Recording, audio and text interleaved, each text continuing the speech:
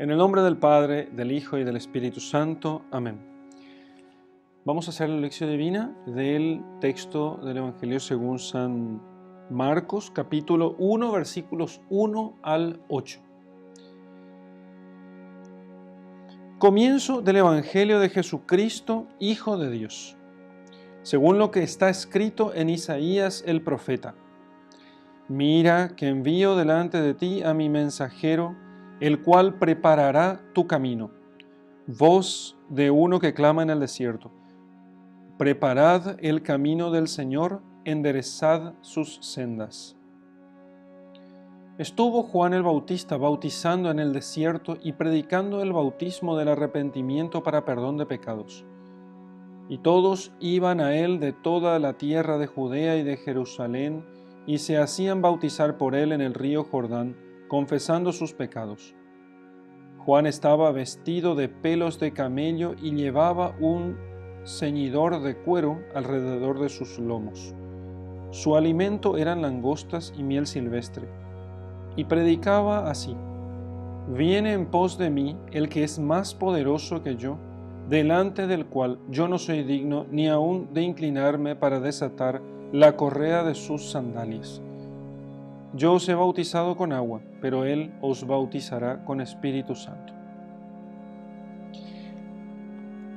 Muy bien, amigos, vamos a hacer la lección de este texto. Este es el texto o por lo menos de estos textos del inicio de la predicación de Juan el Bautista, es de los que se lee cada año en las primeras semanas del Adviento, porque se nos está preparando para una doble venida, en el caso nuestro, ¿no? de los oyentes, de los bautizados ya después de Cristo. Se nos prepara para una doble venida. En primer lugar, la venida de Jesucristo en la carne, ¿sí? Y en segundo lugar, el retorno de Jesucristo, ¿sí? De hecho, las últimas semanas del tiempo durante el año, el tiempo ordinario, semana 27, 28, 29, 30, 31, la 32, 33, 34, de la 30 a la 34 más o menos, tenemos nosotros este creciendo en la intensidad de la cuestión, y se insiste mucho más en el retorno de Jesucristo. Y en Adviento la cosa va como mezclándose, ¿sí? Entonces, medio se habla del retorno de Cristo, medio se habla de la primera venida de Jesucristo. Porque en cierto modo, aquello que había sucedido para la primera venida de Jesucristo es un poco también de eso sucederá al final de los tiempos, agregando todo aquello que se encuentra en el Apocalipsis después. Entonces, por eso para nosotros, la lectura de esto no solamente nos ayuda a conocer a estos personajes como Juan el Bautista y Jesucristo, sino que además nos ayudan a nosotros a entender en qué clave vamos a leer después el Apocalipsis para saber cuáles son las noticias últimas, ¿no? Las últimas noticias, ¿no? Lo que sucederá al final. Como decía Chesterton, cuando quiero saber lo que sucedió, leo el periódico, y cuando quiero saber lo que sucederá, leo el Apocalipsis. Bueno, entonces, y por eso conviene mucho esto y entender esa clave propiamente. Entonces comienza diciendo en el versículo 1, comienzo del Evangelio de Jesucristo, Hijo de Dios. Comienzo, así comienza esto, y San Marcos escribió aparentemente su Evangelio en Roma. No olvidemos que Marcos fue discípulo de Pedro, y como Pedro ya conoció de grande a Jesucristo, no habló mucho de la infancia de Jesucristo. Por eso, algunos comentaristas, entre ellos el primero de los cuales es San Jerónimo, dice que por eso Marcos solamente escribe de la vida adulta de nuestro Señor. Comienzo del Evangelio. Esta es una buena noticia, porque el Evangelio es eso. Evangelio significa buena noticia, buen mensaje, mensaje esperado, mensaje no agradable solamente en cuanto a lo sensible, sino que cosa buena como un bien, como una riqueza que tenemos, y De hecho, la misma palabra que está aquí en evangelio o evangelio, es la misma de ángel, y ángel significa mensajero en realidad. Ángel no es la naturaleza del espíritu, de este espíritu, sino que ángel es mensajero. Por eso más adelante se va a decir de Juan el Bautista inclusive que era el ángel. Era la realización de aquella profecía que dice que enviaré a mi ángel delante de ti, y Juan el Bautista es el ángel, no por naturaleza porque era hombre como nosotros, pero sí por otras razones, pero sobre todo porque era él el mensajero. Y entonces evangelio es el mensaje. ¿Mensaje de quién? Mensaje de Dios. Es Dios el que nos está hablando. Y este es el evangelio de Jesucristo, que es el Hijo de Dios y que nos habla a nosotros y nos dice lo que hemos de hacer, según lo que está escrito en Isaías el profeta. Y aquí dice él que este evangelio de Jesucristo, Hijo de Dios, y este mensaje es según lo que había sido profetizado. Y entonces une dos profecías. Mira que envío delante de ti a mi ángel, el cual preparará tu camino. A mi mensajero, a mi ángel, dice en el texto original de San Marcos. A preparar tu camino. No envía al camino de quién, el camino del Mesías. El camino del Mesías. ¿Qué significa Jesucristo? Conviene porque tenemos un texto de la Escritura donde aparece el nombre de Jesucristo. Entonces, Jesús, a ver, tengo anotado allí porque aquello me parecía muy bueno para la meditación.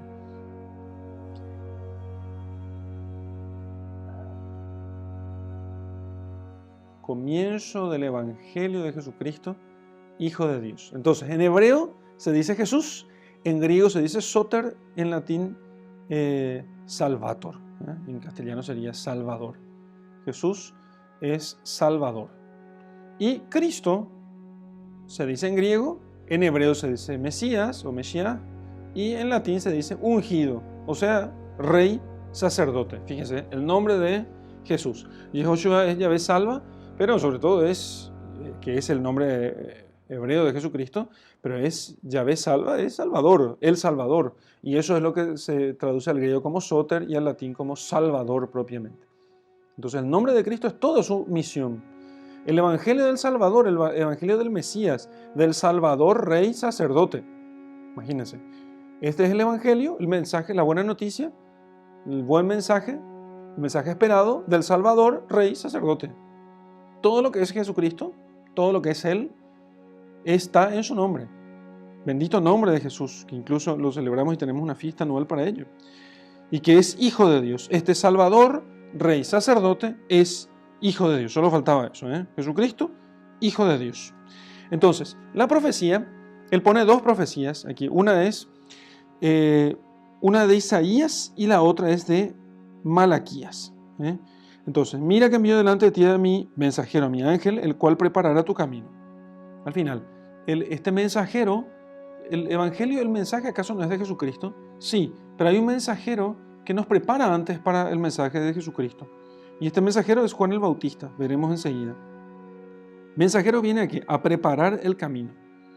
O sea que el Mesías, Rey ungido, Hijo de Dios, no llega a nosotros directamente, sino que hay un camino de preparación.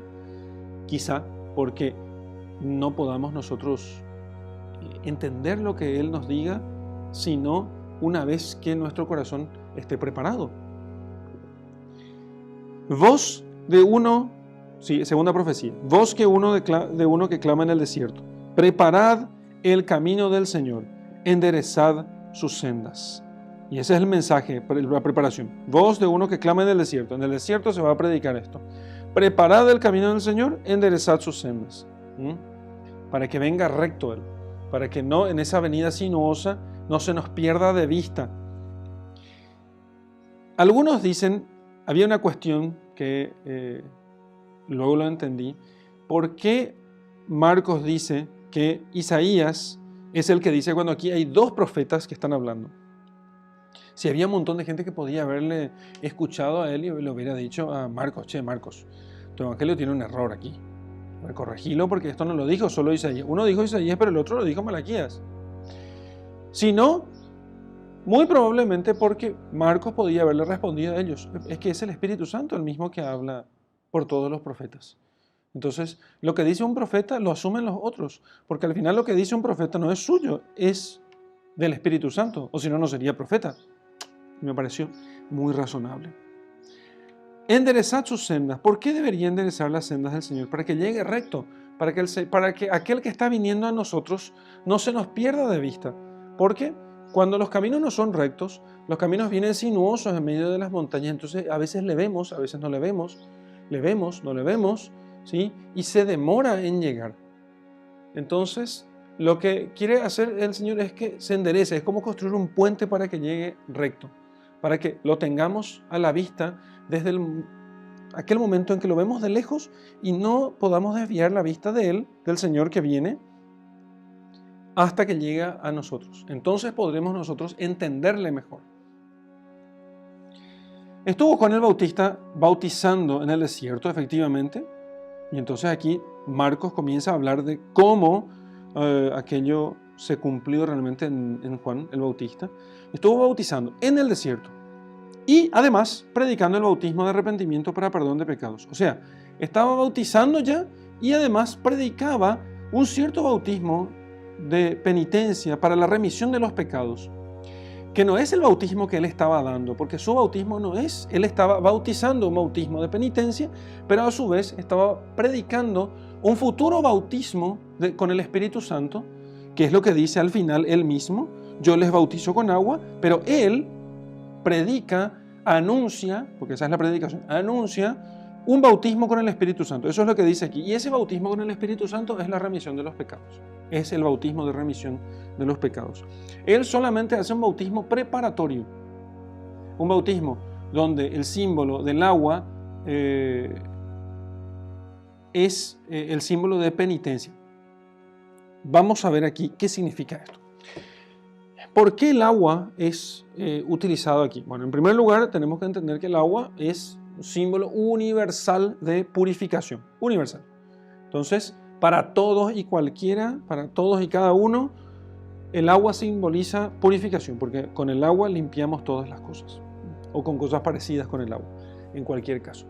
Entonces, el agua es símbolo de purificación. En el templo de Jerusalén existía siempre un mar de bronce, encontramos a veces en la escritura que dice, era como una gran palangana de bronce, donde estaban las aguas, y estas aguas no podían amanecer allí. Entonces había un pozo del cual se quitaba agua todos los días, y entonces esto servía para poder lavar los utensilios del templo. También hubo agua en el desierto, hubo un agua que purificó a la humanidad en los tiempos de Noé, y esto fue símbolo del bautismo. Y luego tenemos el cruce del Mar Rojo. Fue un agua la que separó definitivamente a Israel de Egipto. El Mar Rojo. Y luego, a través del agua en el río Jordán, que es donde Juan Bautista estaba predicando, y el lugar del cruce en el río Jordán era exactamente el lugar donde Juan Bautista estaba predicando, para que el símbolo sea más claro. Allí también se vuelven a abrir las aguas, igual que en el Mar Rojo, y atraviesa Israel para poder comenzar la conquista de la tierra prometida, en nombre de Dios. Entonces, el agua es siempre símbolo de un cambio, un antes y un después. El agua es un símbolo de cambio antes y después. También podemos hablar de que el agua simboliza un montón de otras cosas, que el agua es también, podríamos decir, fertiliza la tierra, la predispone para que pueda producir, pero aquí es fundamentalmente remisión de los pecados, perdón, penitencia, ¿sí? Entonces, con eso es lo que ellos estaban queriendo hacer. Juan Bautista quería era que se predisponga el corazón de los hombres para que cuando llegue el Salvador, cuando comience su ministerio público, entonces los hombres pudieran recibir ese bautismo. Bueno, mucha gente ya pensaba que Juan el Bautista era el Mesías. Todos iban a él de toda la tierra de Judea y de Jerusalén y se hacían bautizar por él en el río Jordán, confesando sus pecados. Había una confesión pública de los pecados de aquellos hombres. ¿Cómo eran? Pues no lo sé. Si era en general o pecados en particular.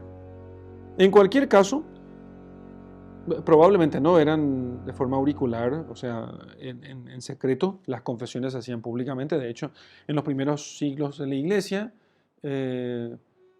hasta tempranamente, no se demoró mucho con esto, pero en los primeros tiempos la confesión era una vez en la vida, y si por ahí pecabas gravemente después del bautismo, no te confesabas al final de tu vida, o cada año durante la cuaresma. Por eso la cuaresma hoy todavía tiene la forma de una penitencia pública general. Entonces venían los penitentes junto al obispo, confesaban públicamente sus pecados, todos los pecados que hubieran cometido, los graves pecados, entre los cuales había mucho que la gente ya lo sabía, ¿no? Y hacía una confesión pública y luego hacía penitencia durante 40 días. Y eran recibidos nuevamente en la noche de Pascua. En la noche de Pascua. De hecho, los que estaban en pecado público se retiraban de la misa al terminar el sermón. Entonces terminaba el sermón y iba el diácono a la puerta de la iglesia y decía: Catecumeni atque penitenti atque judei procedat. Judíos, penitentes y catecúmenos, retírense. Entonces, ellos no podían participar en la Eucaristía, o sea, en el sacrificio, que sola y exclusivamente podían asistir los cristianos que estuvieran en gracia. Y hasta hoy solamente pueden comulgar los que están en gracia. Así que iban de todas partes. Juan estaba vestido de pelos de camello y llevaba un cinturón de cuero alrededor de sus lomos, y su alimento eran langostas y miel silvestre. Sobre esto han corrido ríos de tinta de lo que significaba estas cosas, pero podíamos tomar una sola de las interpretaciones, y que es, primero, que estaba vestido de pelos de camello, no de lana, porque entonces con ello él estaba indicando su conducta penitencial y no de molicie, como significaría la ropa de lana. Nosotros entendemos ropa de lana como ropa caliente, pero ropa de lana la ropa de lana es muy fina. En cambio, las ropas de pelos de camello eran muy toscas y solo le interesaba a Juan el Bautista cubrir el cuerpo y nada más. Llevaba un cinturón alrededor de sus lomos, lo cual podría significar no solamente su autoridad de vida, sino la cruz que él carga y que nos invita a nosotros a cargar, y también la continencia por el reino de los cielos. Y finalmente su alimento eran langostas y miel silvestre. O sea, no estaba preocupado por el placer de la comida, sino simplemente por consumir lo que era necesario para mantener la vida. Y predicaba así. Entonces, 3 cosas: dejar la molicie, dejar la impureza y dejar los alimentos simplemente por una cuestión de placer, sino más bien nada más que por necesidad. Y justamente aquí se muestra cómo tiene que ser la actitud penitencial del hombre que prepara el camino del Señor. Entonces, en ese sentido, la tradición cristiana ha desarrollado un montón de cosas para hacer penitencia que voy a hablar en la meditación. Hasta aquí, entonces, eso. Después, su alimento eran langostas y miel silvestre. Y predicaba así: viene en pos de mí, detrás de mí, el que es más poderoso que yo. No dice todavía abiertamente que era hijo de Dios, porque la gente no estaba preparada para eso, ¿no? Entonces solamente les dice que era más poderoso que él. De hecho, mucha gente pensaba que Juan el Bautista era el Mesías. Entonces dice: no, hay otro que es más poderoso que yo, delante del cual yo no soy digno, ni aún de inclinarme para desatar la correa de sus sandalias. No olvidemos que las sandalias son los lugares donde se pegan el polvo. Si en alguna ciudad no los reciben, salgan a sus plazas y sacudan el polvo de vuestras sandalias.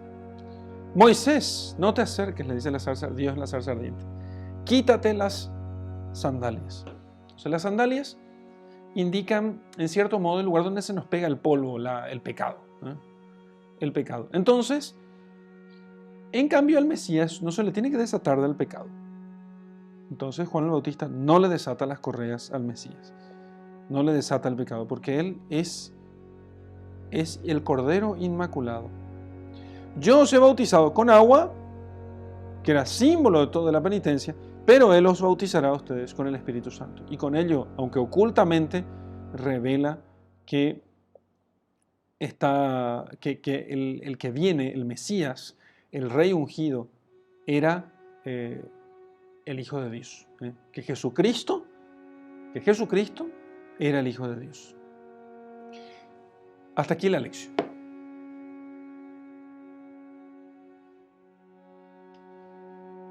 Vamos a meditar ahora en el texto que acabamos de leer.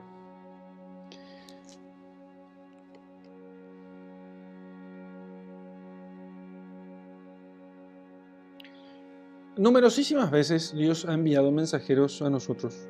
Numerosas veces, no pocas.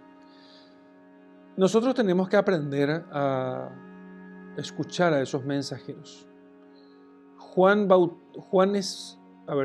Bautistas, ¿cómo se dice? Juanes Bautistas, los Juanes, los Bautistas, son muchos en nuestras vidas y a veces pueden ser los más humildes y sencillos, vestidos de piel de camello, o sea, muy, muy pobremente, ceñidos con el cinturón, con la correa, o sea, a veces con buena carga de penitencia y dolor, y finalmente comiendo langostas y miel silvestre, o sea que nada que sea realmente,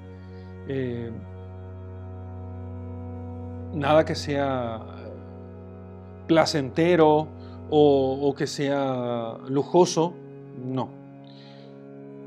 No es en medio del lujo, del placer o la comodidad. En esos lugares el Señor no nos habla a nosotros, no nos va a hablar, sino al modo de Juan el Bautista. Al modo de Juan el Bautista. El Hijo de Dios se nos acerca al modo de Juan el Bautista. Y ese es el mensajero que viene antes de que llegue el Señor. Que llegue el Señor como misericordioso, como Padre misericordioso, como justo juez, porque ante su justicia difícilmente pasemos, va a depender del modo como nosotros preparemos sus caminos y recibamos al Señor. Con cuáles disposiciones estamos nosotros recibiendo. Jesucristo fue muy distinto para unos y otros en su momento, y eso lo leemos en los evangelios. Fue muy distinto. Para unos fue muy duro, tratándolos de fariseos, tratándolos de gente de dura cerviz, pueblo de dura cerviz, impenitentes, dignos de la condenación, sepulcros blanqueados. A veces nosotros decimos, sí, los fariseos, y todos son fariseos, menos nosotros. Todos son pecadores, menos uno mismo. El Señor fue muy duro con aquellos que no se arrepentían y no confesaban sus pecados. Y también el mismo Juan Bautista fue así. En cambio, para los que sí se arrepintieron de sus pecados, para ellos fue un Padre misericordioso. Entonces, el Señor manda a esos mensajeros, manda a su mensajero que puede darse de muchas maneras. Realmente, no pocas veces yo he notado en mi propia vida personal, y siempre hago esto porque yo no sé la vida de todos los que me escuchan cómo es, ni quiero hablar de la vida de otros, tengo que hablar de mi propia vida para que no piensen erróneamente y sin discernimiento que yo no paso ese tipo de cosas. Si yo he cometido algún error y no me estoy arrepintiendo, el Señor me manda a su mensajero. Me manda a su mensajero y me manda así. Es un mensajero vestido de pelos de camello. Es un mensajero con cinturón de cuero ceñido en el lomo. Es un mensajero que no se alimenta más que de lo esencial. O sea, es algo que llega casi como a repugnar la vista. es algo que no es agradable ni atractivo a nuestros ojos. Y sin embargo nos dice la verdad. Aquí, Juan el Bautista es enviado para poder predicar, y predica en el desierto, y encima es en el desierto. O sea, no es en medio de Jerusalén, no es en sus plazas más importantes. Justo cuando llega el Mesías, en la predicación preparatoria no es en el centro mismo de Jerusalén, sino lejos, en el desierto, lejos. Allí va este hombre y acuden a él, sin embargo, gente de todas partes. Nunca pensemos nosotros que la predicación y las señales de Dios poca gente va a notar. Nosotros no sabemos quiénes son, ni los vemos, pero va a ir gente de todas partes. El Señor nos manda ese mensajero y ese mensajero no es necesariamente una persona, no me estoy refiriendo a una persona en este caso en específico. Puede ser o no una persona, puede ser un simple pensamiento, puede ser un texto de la Escritura, puede ser un libro espiritual, puede ser el ejemplo de un santo, puede ser las palabras de un niño. Pero el Señor nos manda con mucha frecuencia un mensajero que nos dice: preparad el camino del Señor, enderezad sus sendas. Y ¿por qué el Señor no puede venir antes? ¿Y por qué no puede venir antes sin preparación? Ya vimos lo que sucedió, el drama del Evangelio. El drama del Evangelio es que aquellos que no se habían preparado con la penitencia, con la austeridad, con el arrepentimiento de sus pecados, cuando llegó nuestro Señor, no pudieron entender lo que pasaba y lo mataron. O sea, aquellos hombres lo mataron. Y esto no es un exagero, ni una figura meramente simbólica. Aquellos lo mataron. Como lo habían matado, entonces quedaron como endurecidos en su pecado. Si hubiesen ellos preparado su corazón con buenas disposiciones para poder recibir al Señor, eso no hubiese sucedido. Entonces, las disposiciones son sumamente necesarias. Es necesario que nosotros preparemos nuestro corazón. Pasa igual cuando, por ejemplo, vamos a misa y no vamos con suficiente tiempo. El que llega a misa apurado, corriendo, y se sienta, ni se sienta porque a veces quizás no haya lugar en la iglesia, entonces se queda parado por allí, pero no llegó a tiempo para prepararse y quiere que aquello termine ya. No hay disposición en el corazón. Y esas disposiciones son ayudadas por el silencio exterior, por la oración preparatoria, por el acto de contrición.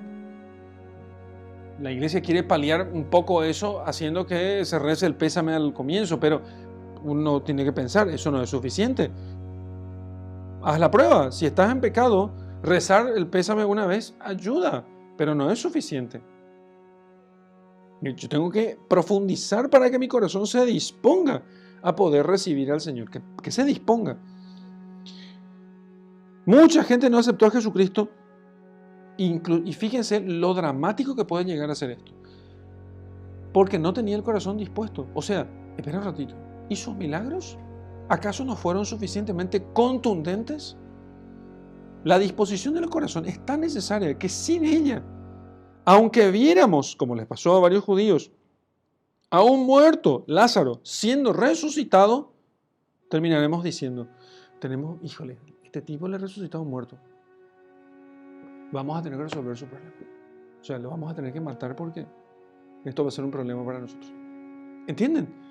O sea, la falta de disposiciones del corazón puede realmente llevarnos a tomar decisiones trágicas. Nos pueden llevar a la rebelión. Eso fue lo que pasó con los judíos. Por eso es necesario preparar el camino.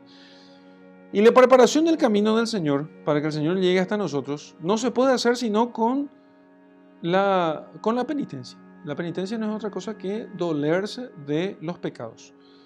Y para dolernos de nuestros pecados, es necesario que nosotros nos apartemos en primer lugar del tumulto del mundo. Y ese tumulto del mundo está muy identificado con la ciudad, donde se da todo el barullo de los comerciantes, negociantes, de toda la gente que va y viene. Entonces, la ciudad es como un símbolo del mundo.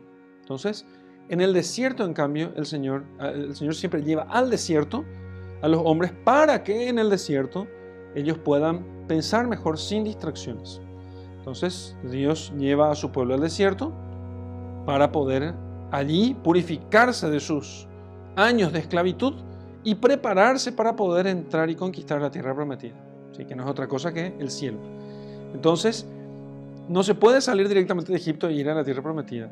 El camino sería larguito, en una semana se llega. Pero el Señor dijo, no, van a estar 40 años en el desierto sin entrar en tierra prometida. Porque tienen que prepararse el corazón, si no pierden. Y no basta con decir, sí, yo puedo. Sí, yo quiero. No basta con eso.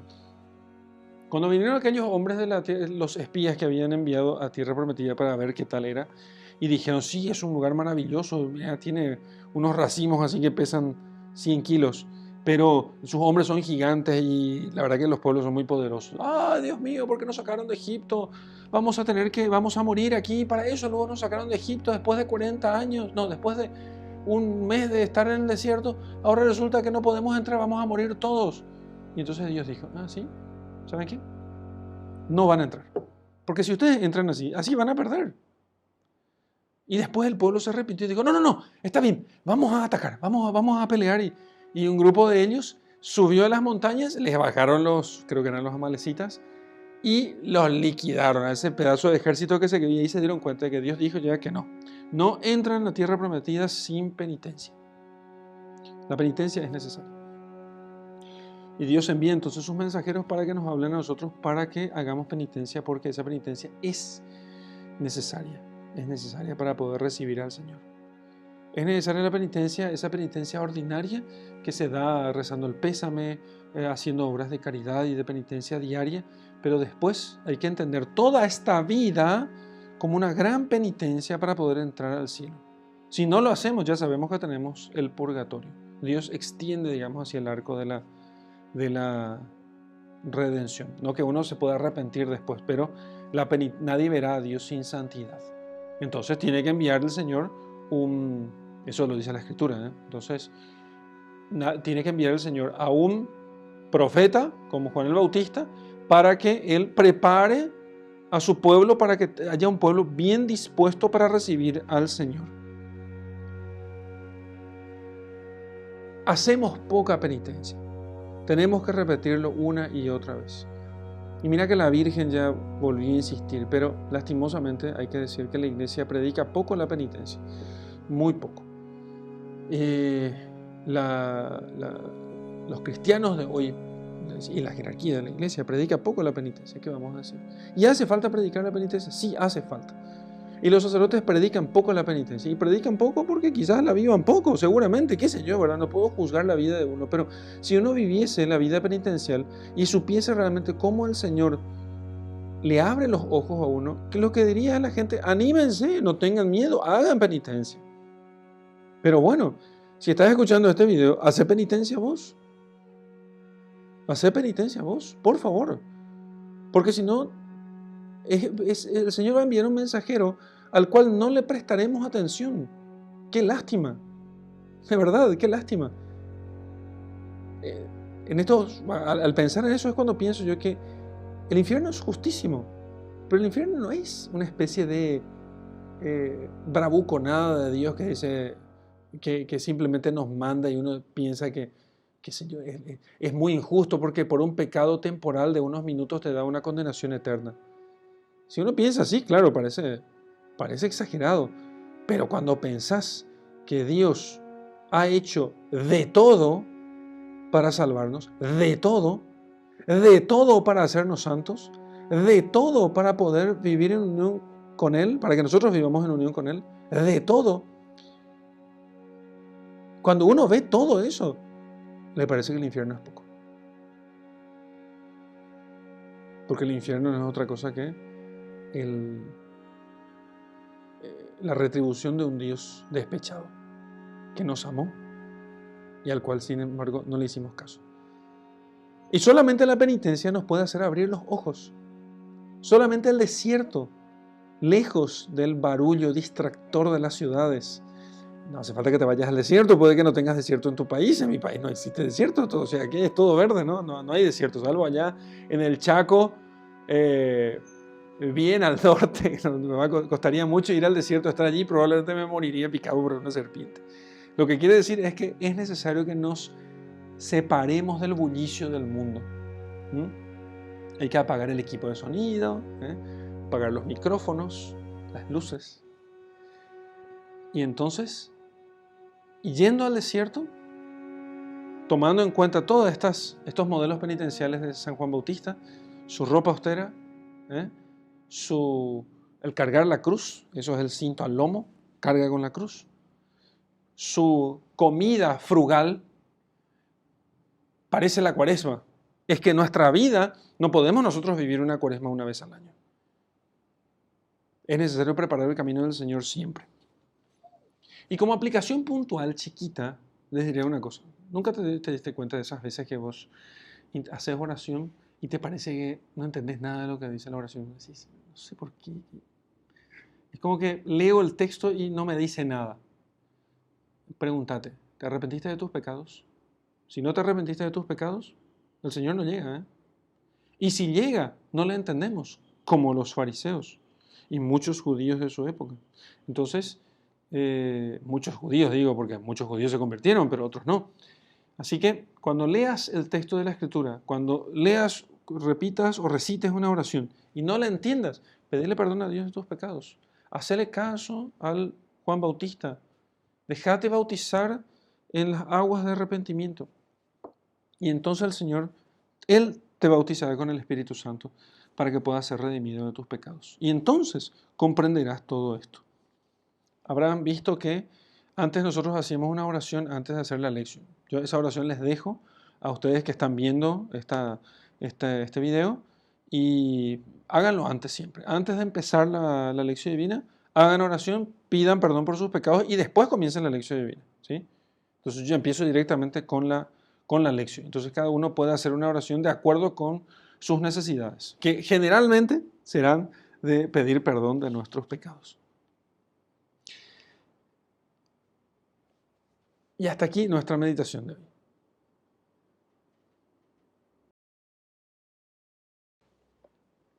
Vamos a hacer oración ahora con esto que el Señor nos ha regalado en este texto.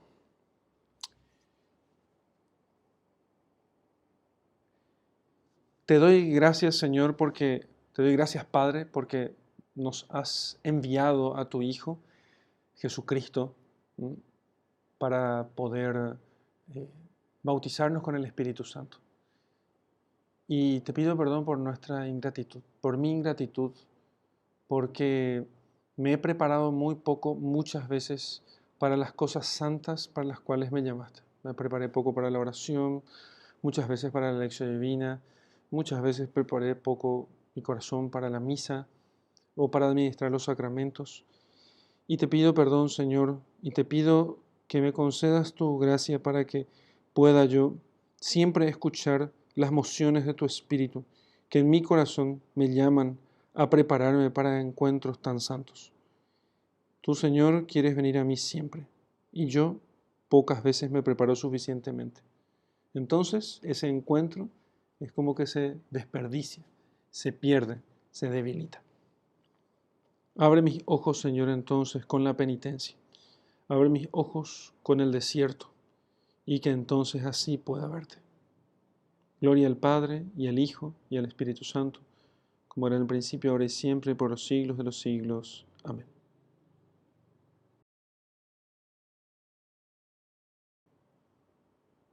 Muy bien, vamos a hacer ahora la contemplación, sin perder el recogimiento.